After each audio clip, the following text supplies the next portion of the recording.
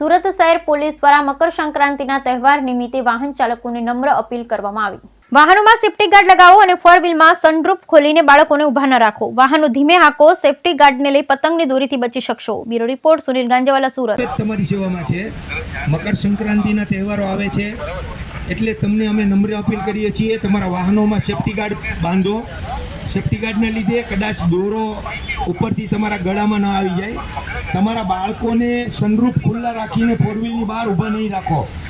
તમારા બાળકોના ગળામાં દોરો આવશે તો તમને ખ્યાલ પણ નહીં આવે। તમારા બાળકોને ખાસ અમે નમ્ર અપીલ કરીએ છીએ કે તમારા બાળકોને તમે સનરૂફ ખુલ્લા રાખીને બહાર ઊભા નહીં રાખો। સીટ બેલ્ટ પહેરો, હેલ્મેટ પહેરો, ટ્રાફિકના નિયમોનું પાલન કરો। ટ્રાફિકના નિયમોનું પાલન કરશો તો તમારો પરિવાર તમારી જે રાહ જોઈ રહ્યો છે એને તમે સક્સેસફુલી ઘરે પહોંચી શકશો।